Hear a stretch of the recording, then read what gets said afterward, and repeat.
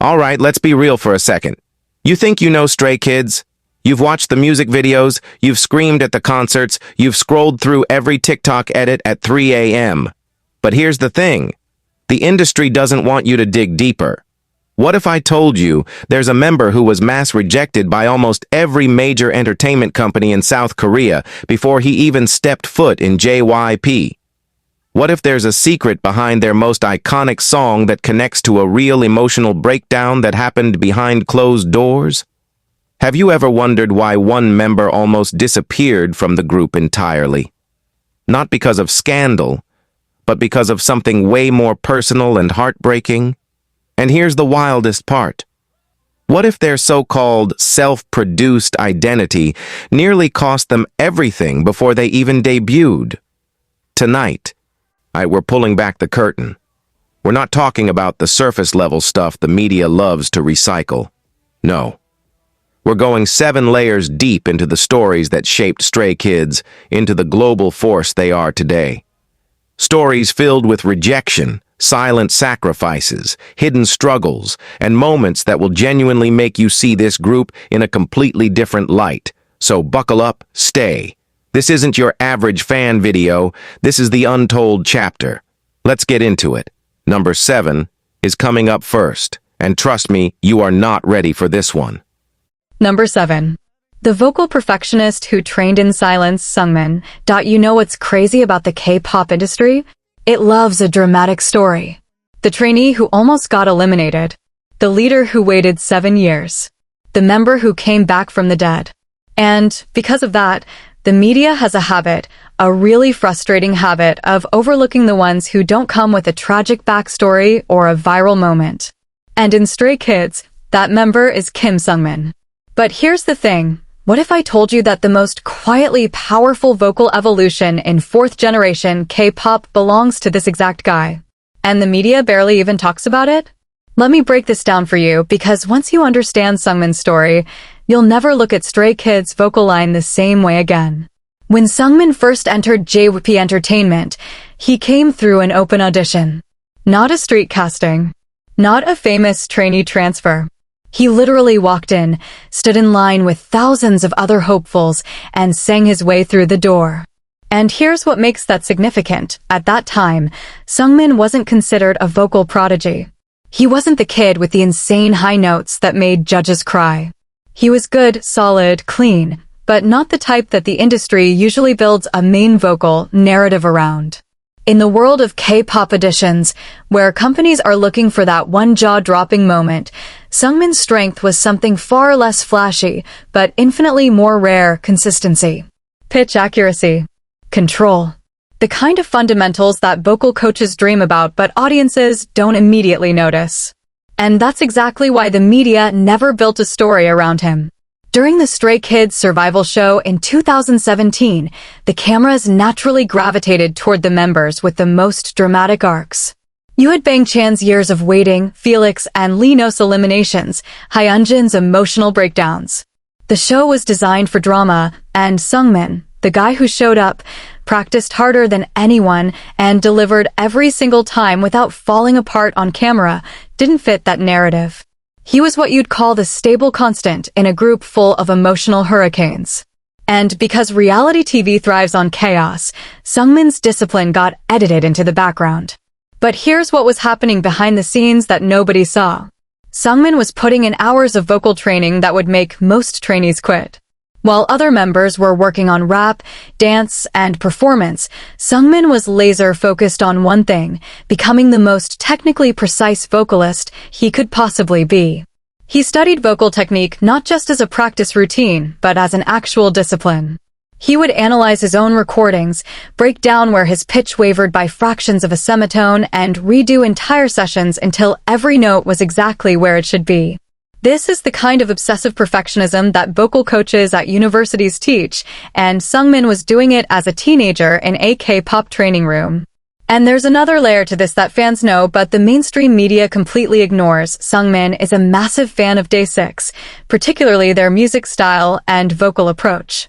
He's covered their songs multiple times, and if you actually listen to how he interprets their music, you'll notice something important. Seungmin doesn't just sing covers, he studies the emotional architecture of a song. Why does a certain note bend at that moment?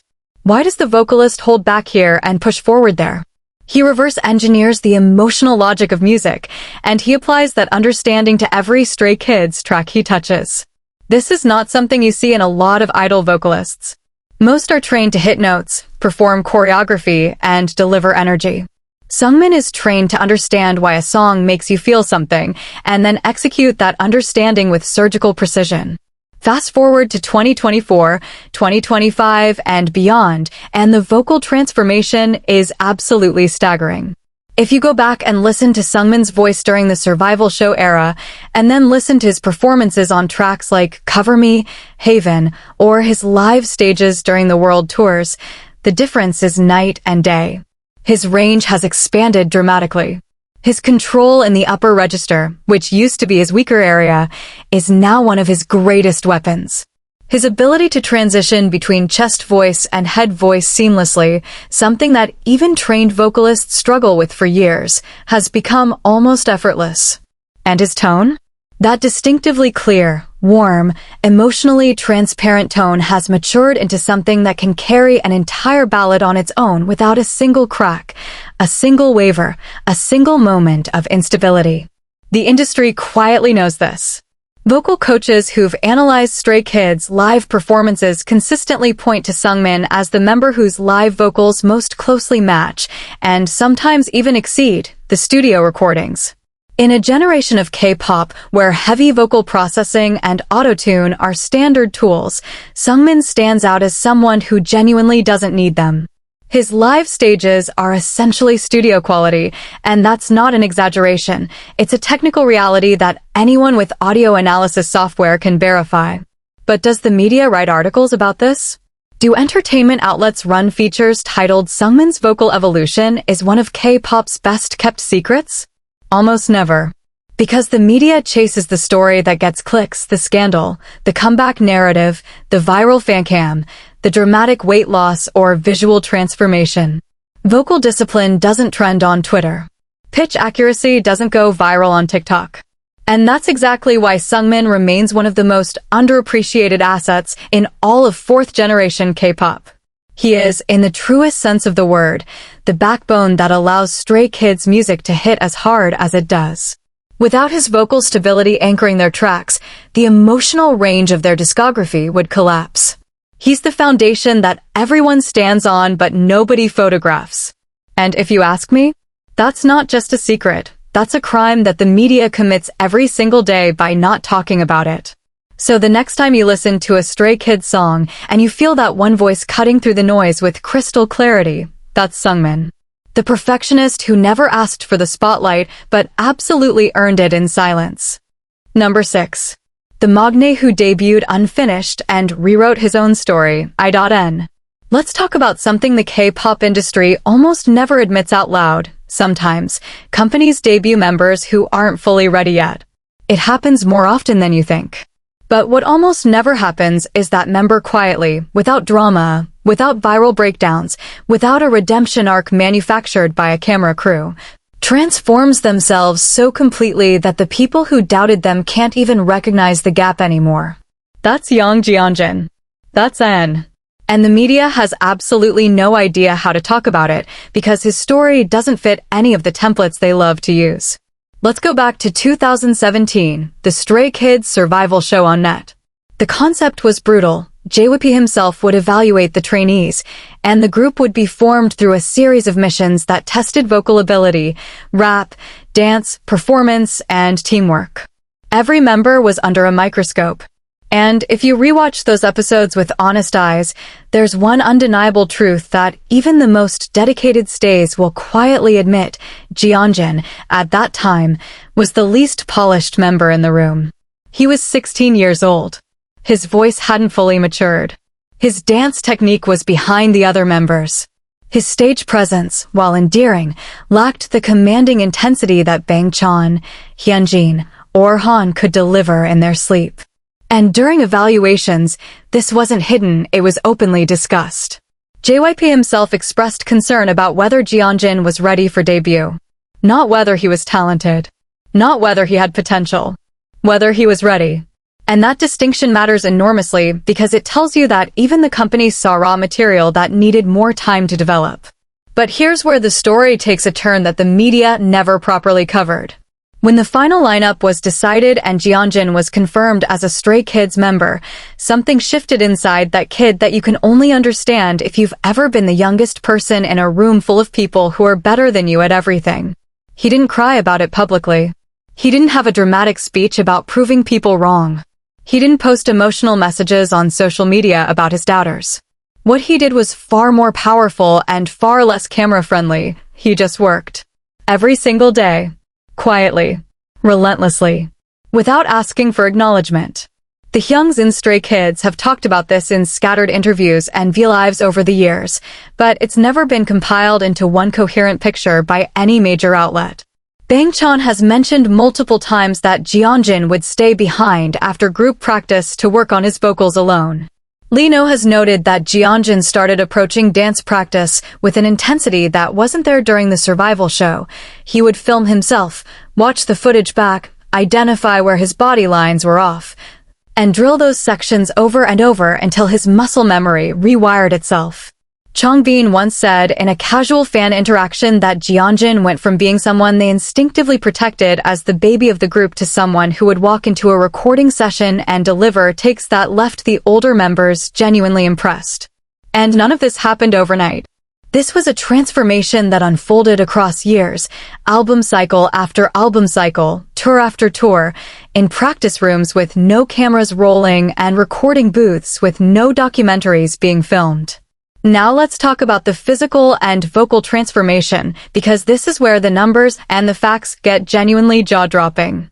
Go listen to I.N's vocal delivery on early Stray Kids tracks from the I Am Not, or I Am Who era. You'll hear a voice that's youthful, pleasant, and doing its job within the group's structure, but clearly sitting in a lower tier of technical ability compared to Seungmin or Han. Now jump to Maxident, 5-star, ATE, or any of the later albums. The difference is not subtle. It's a complete metamorphosis. His vocal tone has deepened and enriched. His control across his range has tightened to the point where he can handle complex melodic lines with the kind of ease that used to be reserved for the group's designated vocalists. His ability to convey emotion through vocal texture, the slight rasp, the controlled breath, the way he can pull back on a note to let it ache instead of screaming it, is something that takes most vocalists a decade of professional experience to develop. Hyunjin did it while simultaneously being a full-time idol, touring the world, learning choreography for comeback after comeback, and growing up in the public eye. And that's the other thing the media never talks about, the sheer psychological weight of being the magne in a group as intensely talented as Stray Kids. Think about it from his perspective. Your leader has been training for over 7 years and produces music at a professional level. Your rappers are considered among the best in 4th-gen K-pop. Your dancers have fan cams with tens of millions of views. Your vocalists are praised by industry professionals. And you're the youngest. The one who everyone calls cute. The one whose role in the group was initially defined more by your age and your charm than by a specific, undeniable skill set. The pressure of that position, of knowing that every other member around you has already established their identity and their value while you're still figuring out yours, is something that has broken trainees and idols far older and more experienced than Hyunjin was. But he didn't break. He did something that requires a kind of quiet, almost invisible strength that the media doesn't know how to package into headlines. He kept showing up, kept improving, kept pushing the boundary of what he could do, 1% at a time, until the gap between himself and the other members wasn't a gap anymore. There's a moment during their later concert tours that perfectly encapsulates this transformation. When I.N takes center stage for his parts, the crowd's reaction isn't, the magne is doing so well. It's full-throated, genuine admiration. The same fandom that once saw him as the member who needed to catch up now sees him as someone who has arrived completely, undeniably, and on his own terms. He also started contributing to songwriting and creative discussions within the group, adding his perspective to Stray Kids' musical identity in ways that weren't possible during the early years when he was still finding his footing. And let's not forget, this kid debuted with braces. In an industry where visuals are polished to impossible standards before a group even releases their first teaser photo, Hyunjin walked onto music show stages with a metal smile and didn't flinch. That might seem like a small detail, but in the context of K-pop's beauty standards, it was a quiet act of defiance that told you everything you needed to know about his character. He wasn't going to pretend to be a finished product. He was going to show up as exactly who he was at that moment and trust the process. The media loves a redemption arc. They love the eliminated member who comes back. They love the trainee who almost gave up but found strength in a dramatic moment. But they don't know what to do with a story like Hyunjin's, a story with no single breaking point, no single viral moment, no dramatic climax. Just years and years and years of invisible effort compounding into a result that speaks for itself every time he steps on stage. And that, honestly, might be the most inspiring kind of transformation there is. Not the one that makes you cry in a documentary. The one that makes you realize that greatness doesn't always announce itself. Sometimes it just quietly shows up one day, and by the time you notice, it's already been there for longer than you think. Number 5. The rapper who left comfort behind to prove something nobody asked him to prove, Changbin. Here's a question most people never think to ask about their favorite K-pop idols. What did they give up to be here? Because in an industry where the trainee story is almost always framed as I came from nothing and fought my way up, there's a completely different kind of sacrifice that nobody talks about. The sacrifice of choosing the hard road when the easy one was already built for you. And that's the secret of CEO Changbin that the media has consistently ignored for years, not because it isn't interesting, but because it doesn't fit the rags to riches template that entertainment journalism loves to recycle. Changbin didn't come from struggle. He came from stability. His family background is financially comfortable. He grew up in an environment where the path to a normal, secure, respectable life was right there waiting for him. University, career, stability. The kind of future that millions of Korean families work their entire lives to provide for their children. And Changbin looked at all of that, understood exactly what he was walking away from, and chose to become a trainee in one of the most brutally competitive industries on the planet, an industry where the overwhelming majority of trainees never debut, where the ones who do often don't last, and where financial security is never guaranteed no matter how talented you are. That's not a rags to riches story. That's something far more psychologically complex. That's a kid who had every reason not to risk everything, and did it anyway, not because he had no other options, but because music wasn't just something he wanted to do. It was something he had to do. And the depth of that compulsion becomes terrifyingly clear when you look at what Changbin was doing before he ever walked into JYP Entertainment. Most fans know Changbin as the aggressive, high-speed rapper of Stray Kids, the guy who can spit bars at a velocity that makes your brain lag behind your ears. But what the mainstream media almost never explores is that Changbin was deeply embedded in underground rap culture before his idol career even began. He wasn't a trainee who learned to rap because the company needed a rapper. He was a rapper who happened to become a trainee. There's a massive difference.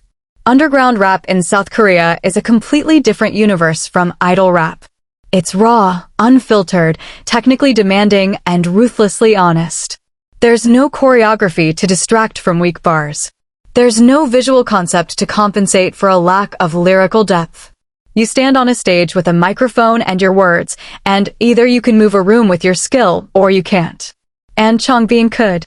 Before debut, he was already writing and performing with an intensity and technical proficiency that would have been impressive for someone twice his age. His flow patterns, his ability to shift rhythmic structures mid-verse, his instinct for internal rhyme schemes that most listeners don't even consciously detect, but feel in the momentum of his delivery. These weren't things JYP Entertainment taught him. These were things he brought through the door on day one. And this is where the media's failure to tell Changbin's story properly becomes genuinely frustrating. Because when outlets talk about Stray Kids' self-production, they almost always center the narrative on Bang Chan, the leader, the 7-year trainee, the guy who stays up until dawn in the studio. And yes, Bang Chan's role is foundational.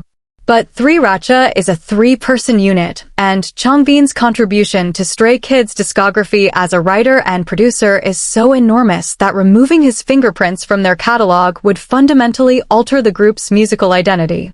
He has writing credits on the vast majority of Stray Kids' songs. Not just his rap verses, entire songs. Hooks. Melodies. Structural arrangements. The emotional architecture of tracks that fans stream hundreds of millions of times.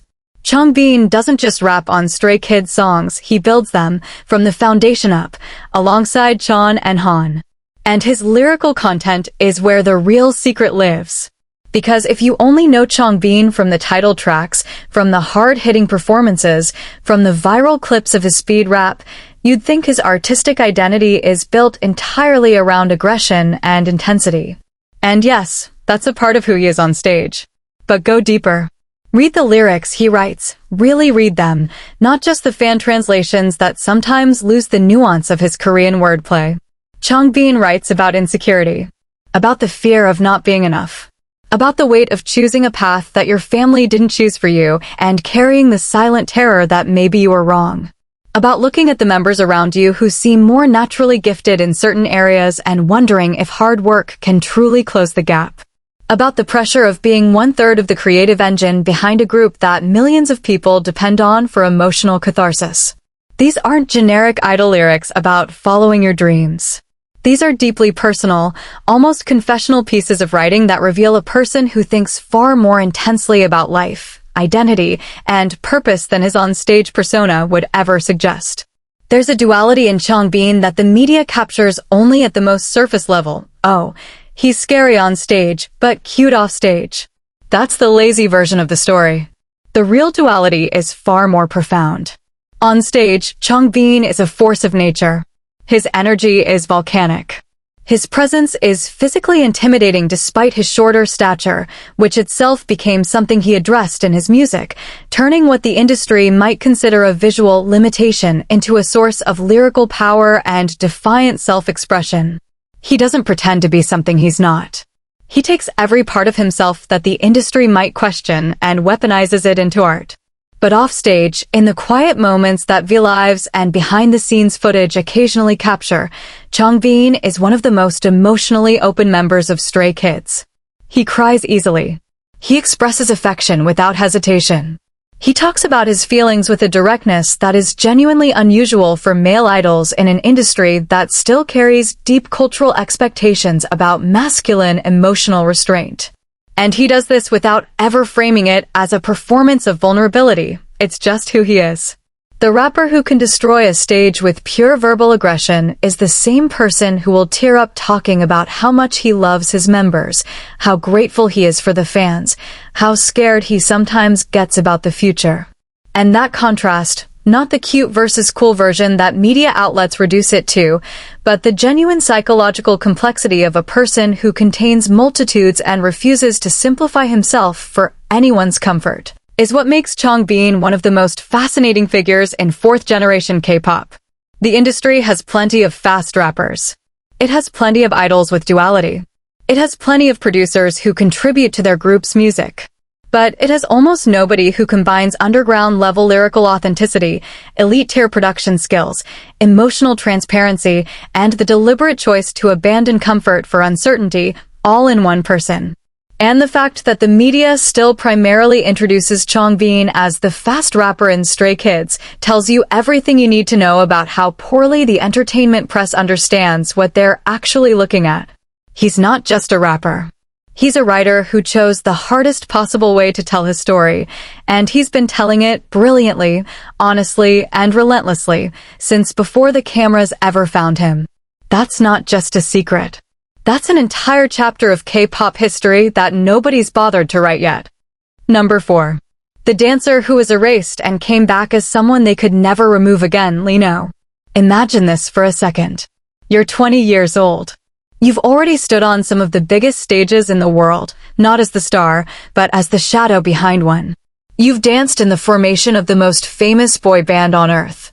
You felt what it's like to perform in front of tens of thousands of screaming fans, knowing that not a single one of them is screaming for you. And then you get a chance, a real chance, to step out of the shadow and into the light. You audition for JYP Entertainment. You make it through. You get placed in a survival show where the prize is a permanent spot in a new group. You pour everything you have into every mission, every evaluation, every stage. And then, on national television, they tell you you're out. Eliminated. Not good enough. Go home. That's Lino's story. And the fact that the media treats it as a footnote, a brief mention in his profile, a fun trivia fact in listicles, is honestly one of the biggest failures of K-pop journalism. Because what happened to Lee Miho during and after that elimination isn't just a dramatic plot point. It's a psychological earthquake that fundamentally shaped the person and performer he became, and nobody in the mainstream press has ever properly unpacked it. Let's start with what happened before the survival show, because this is the part that makes the elimination hit 10 times harder. Before Lino was ever a JYP trainee, he was a professional backup dancer. And not for some mid-tier act, he danced for BTS. Let that sink in.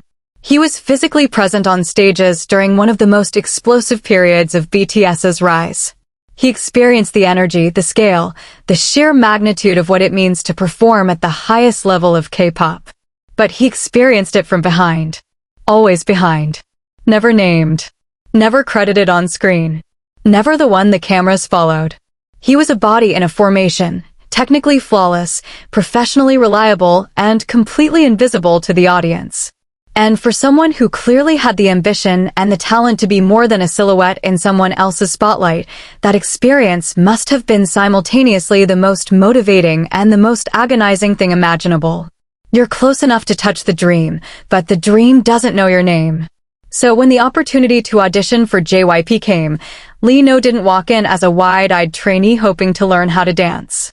He walked in as a trained professional who already knew what performance at the highest level looked like, felt like, and demanded. His technique wasn't trainee level, it was industry level. His understanding of stage presence, spatial awareness, formation dynamics, and the physics of how a body communicates emotion through movement was years ahead of what a typical trainee his age would possess. And during the survival show, this was visible. His dance was sharp, fluid, and controlled in ways that made the other trainees look like they were still learning the alphabet while he was already writing poetry. But here's the cruel paradox of the K-pop survival format. Technical excellence alone doesn't save you.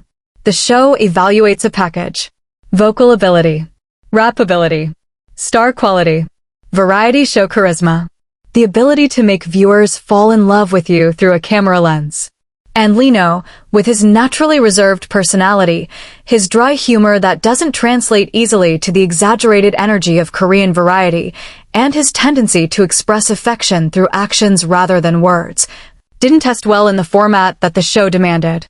He was incredible on stage and enigmatic off it, and in a survival show where being relatable and emotionally accessible on camera is practically a survival skill in itself, enigmatic is dangerous. So they cut him. Him and Felix, both eliminated.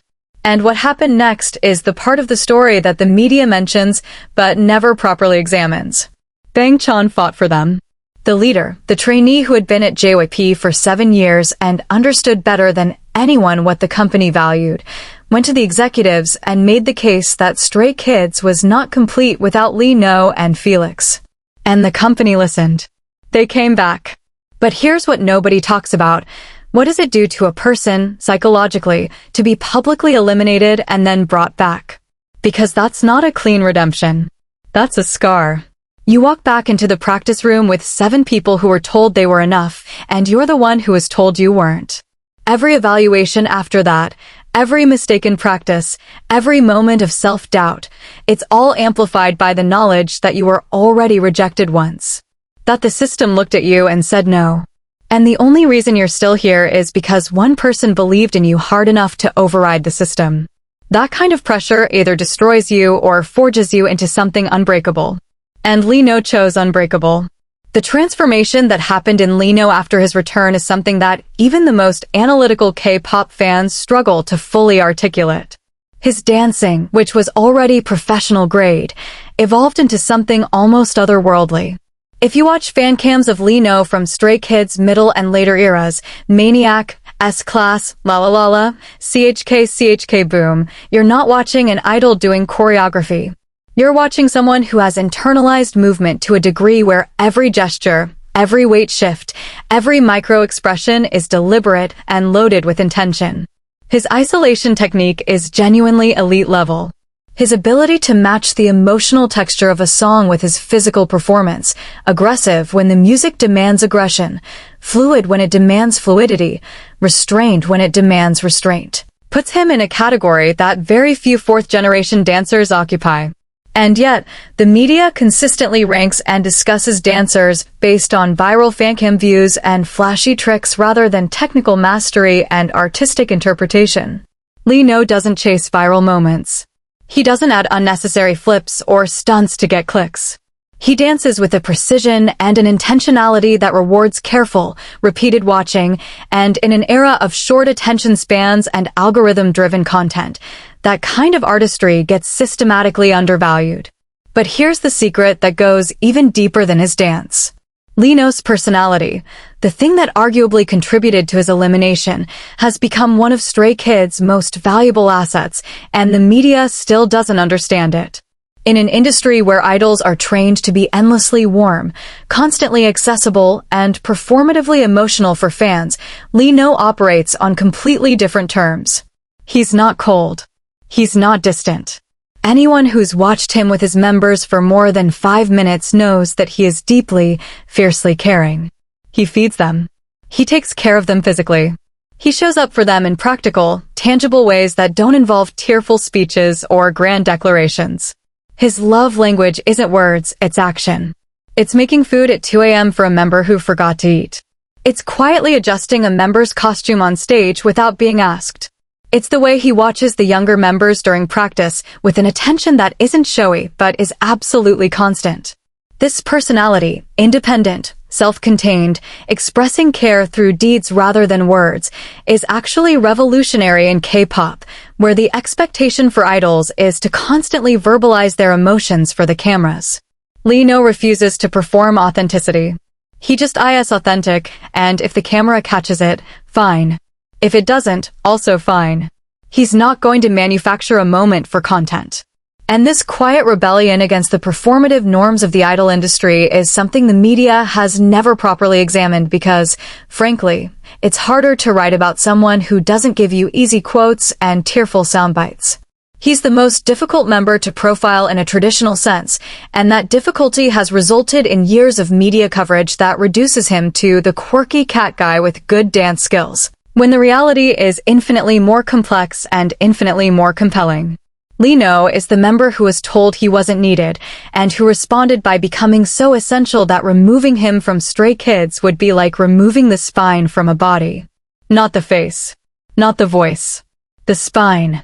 The structural integrity that holds everything upright. And the fact that he did it while being unapologetically himself, without bending to the industry's demands for a more camera-friendly personality, is not just a secret. It's a masterclass in what happens when talent meets self-knowledge and both refuse to compromise. Number 3. The visual who is never just a visual, Hyunjin. Let's have an honest conversation about one of the most damaging labels in K-pop. The visual. On paper, it sounds like a compliment. You're the beautiful one. The face of the group. The member whose photos trend every time a new concept drops. But here's what that label actually does in practice. It puts you in a box. A very pretty, very limiting box that tells the industry, the media, and even the fans that your primary value is how you look. Not what you create. Not what you think. Not what you feel.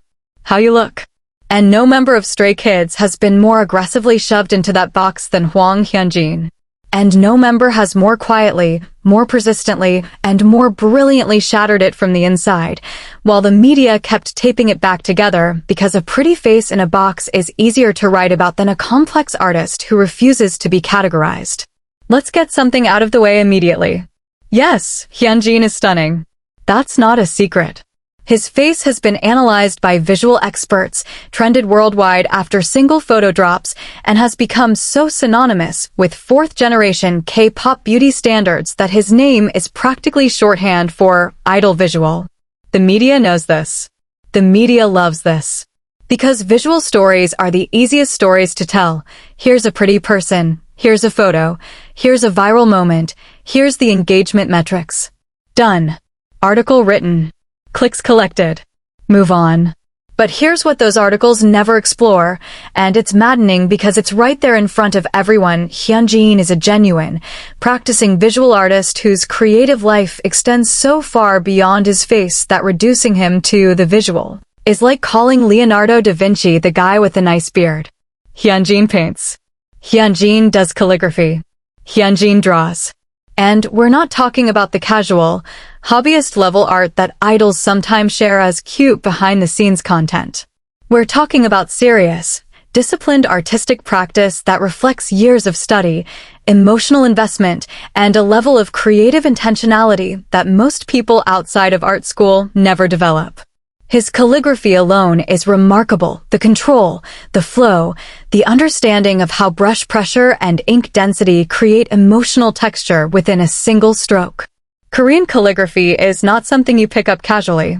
It requires patience that borders on meditation, a physical discipline of hand and wrist movement that takes years to refine, and an aesthetic philosophy rooted in centuries of East Asian artistic tradition. Hyunjin doesn't just do calligraphy. He engages with it as a living art form, creating pieces that have genuine artistic merit independent of his celebrity status.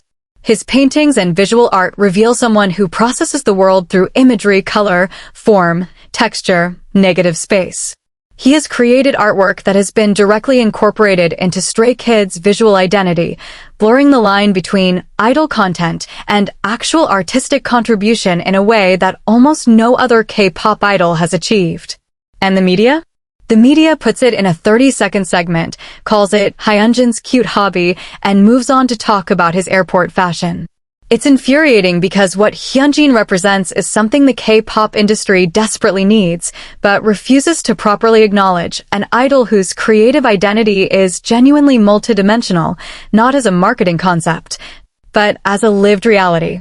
Now let's talk about how this artistic sensibility directly connects to the thing that does get media attention: his dancing. Because this is the thread that nobody pulls on, and it unravels into something genuinely extraordinary. Hyunjin is one of the most emotionally expressive dancers in all of K-pop. Not the most technical, not the most acrobatic, the most expressive. And there's a crucial difference.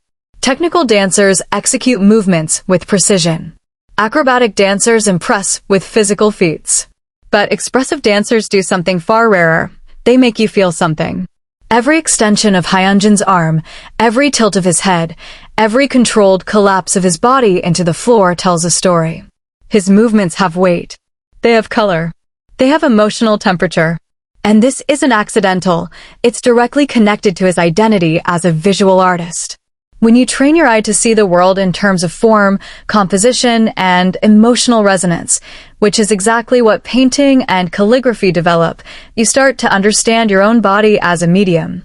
Not a machine that executes choreography, but a brush that paints emotion in physical space.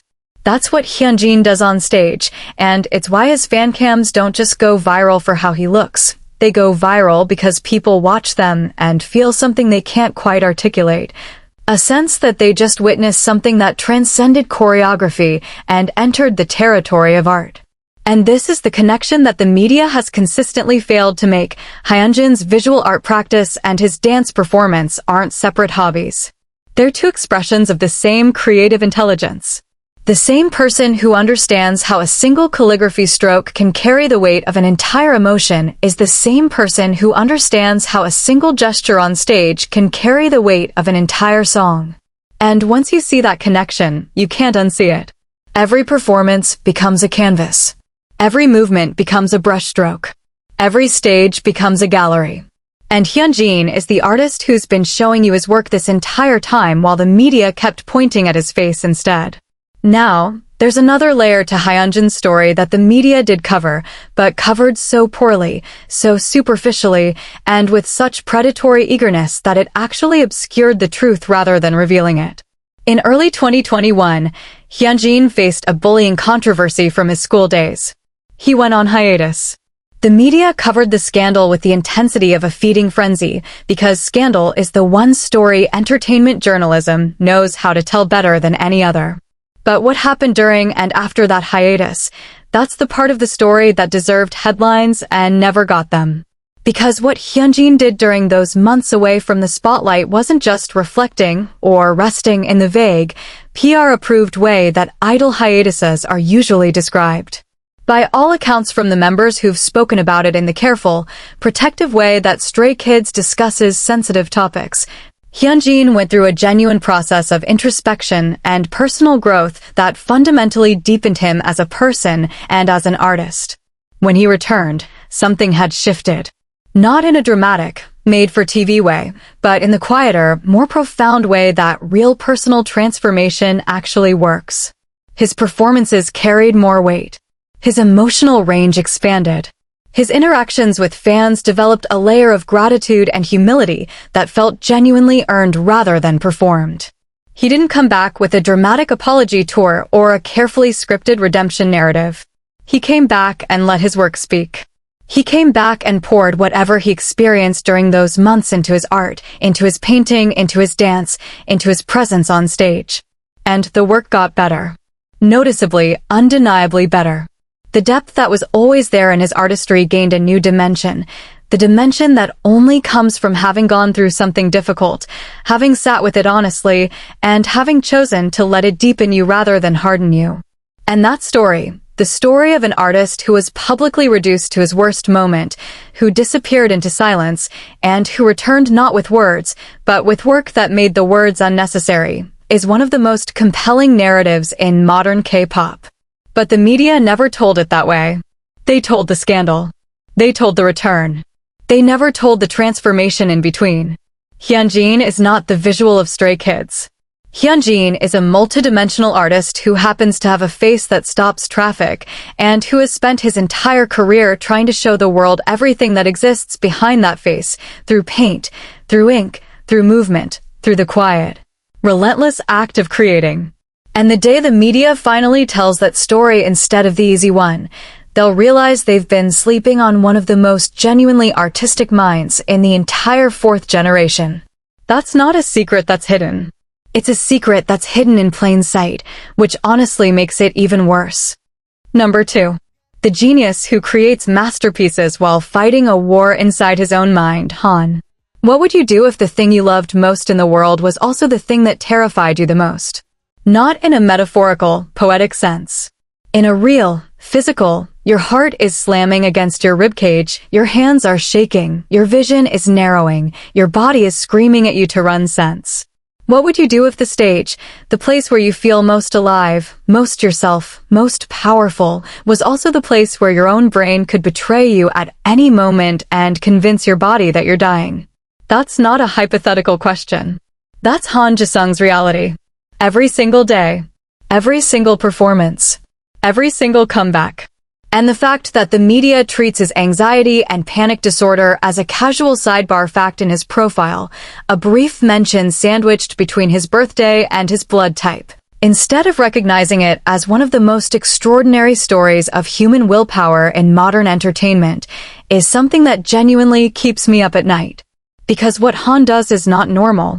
It's not, oh, he gets nervous sometimes. It's not, he's a bit shy.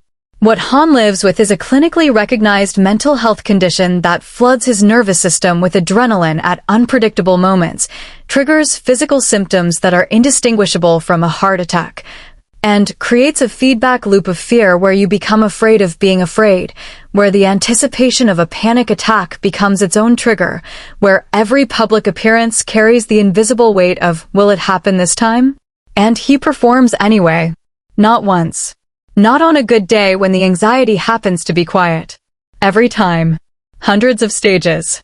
World tours across multiple continents. Music show appearances. Award ceremonies. Fan meetings. Press conferences. Variety show filmings. Airport arrivals where thousands of cameras are pointed at his face. He walks into every single one of these situations knowing that his body might turn against him at any moment, and he does it anyway. Let me put this in perspective because I don't think people truly grasp how insane this is. Panic disorder doesn't care about your schedule. It doesn't care that you're in the middle of performing God's Menu in front of 60,000 people. It doesn't care that the cameras are rolling for a live broadcast. It doesn't give you a warning 20 minutes in advance so you can prepare. It hits you like a freight train in the middle of a Tuesday afternoon or the middle of a stadium concert, and suddenly your chest tightens, your breathing becomes shallow, the world starts to feel unreal. And every cell in your body is telling you that something catastrophic is happening. Professional athletes have retired because of panic disorder. Seasoned musicians have canceled tours. Accomplished public speakers have stepped away from their careers entirely.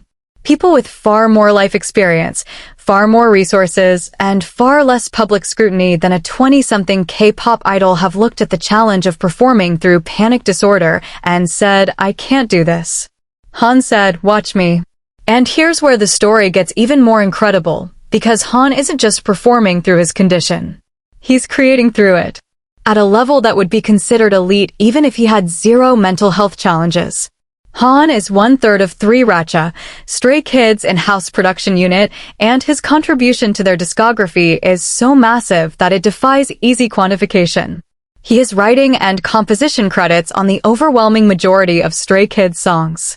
He writes rap verses, yes, but he also writes melodies, hooks, bridges, and entire song structures.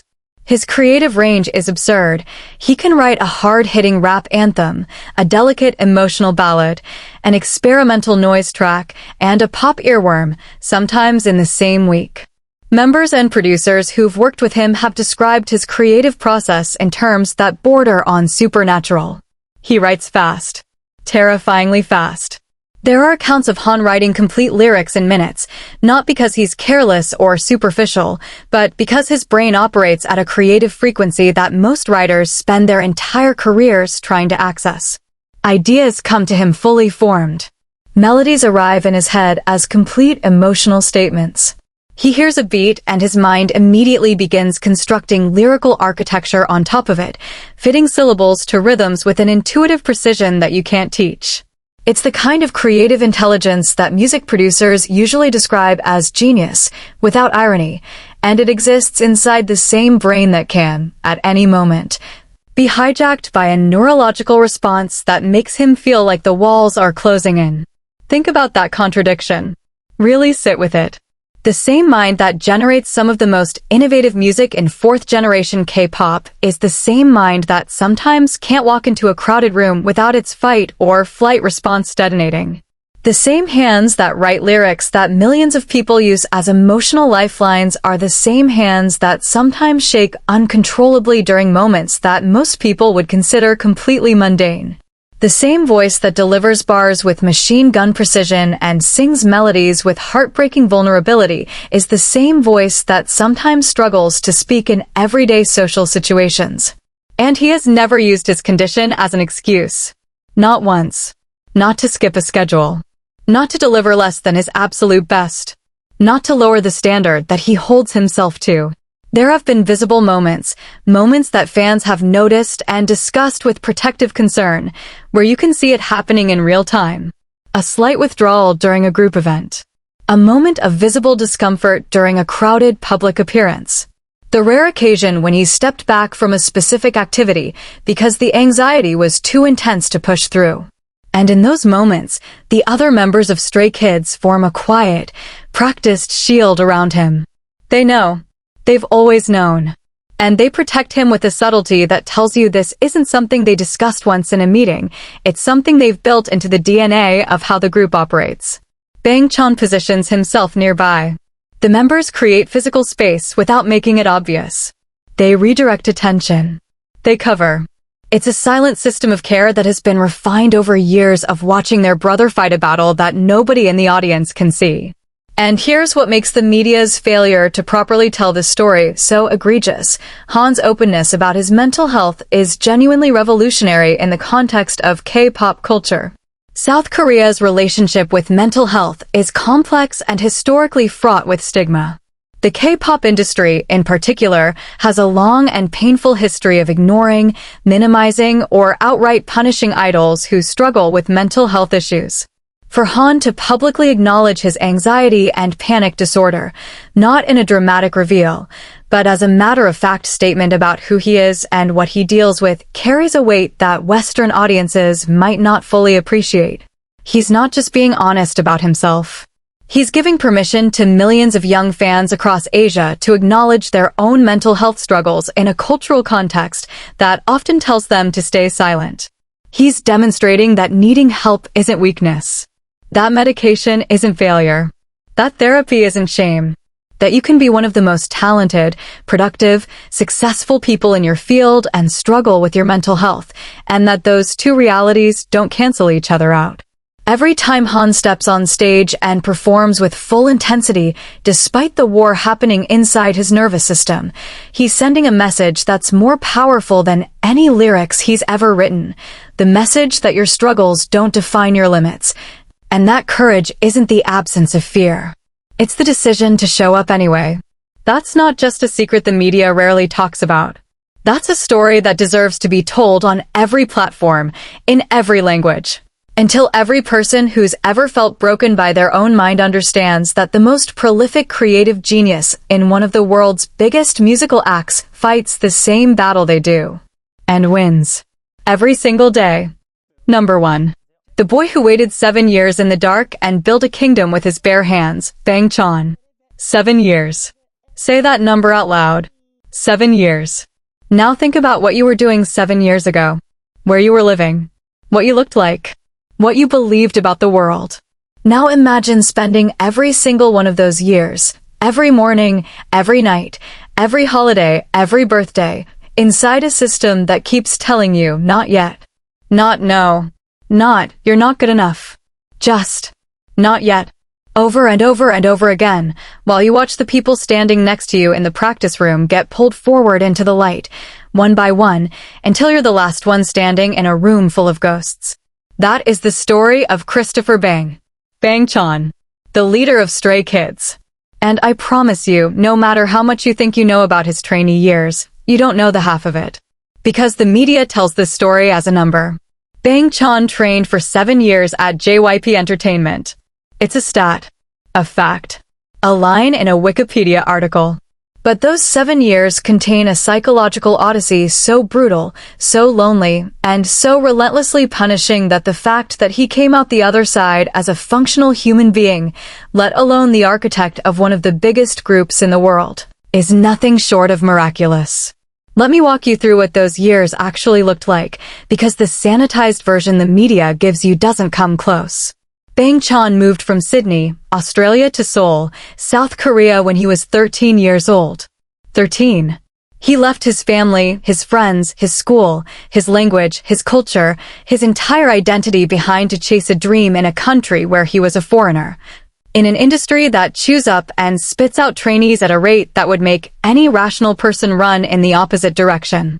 And the first few years weren't the hard part. The first few years were the honeymoon, the excitement of training, the novelty of learning Korean, the thrill of being in the JYP system alongside other talented kids who all believed they'd debut soon. The hard part started when soon turned into eventually, and eventually turned into silence. Here's what the media never properly explains. JYP Entertainment during Chan's trainee era was constantly forming and debuting new groups. GOT7 debuted. Day 6 debuted. Twice debuted. And Bang Chan was there for all of it. He trained alongside the members of these groups. He ate meals with them. He shared practice rooms with them.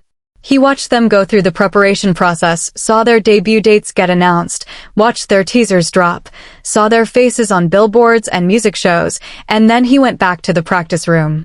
Alone. Still waiting. Still, not yet. Do you understand what that does to a person? It's not just disappointment. It's an existential crisis in slow motion. Because every time a group debuts without you, the question gets louder, why not me? Is there something wrong with me that I can't see? Am I being kept here out of obligation? Is the company ever going to use me, or am I just a name on a roster that nobody's looking at? And the worst part, the truly psychologically devastating part, is that nobody tells you what's happening. You're not in the room where decisions are made. You don't know if you're being considered for the next group or if you've already been written off. You just train. Day after day, week after week, month after month, year after year, in a limbo that has no defined endpoint and no guaranteed outcome.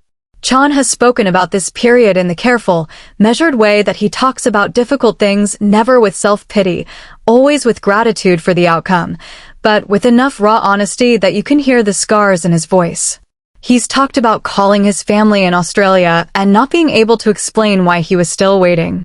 He's talked about the loneliness of being a foreigner in a system designed for Korean trainees, where cultural nuances and language barriers created an additional layer of isolation on top of the already isolating trainee experience.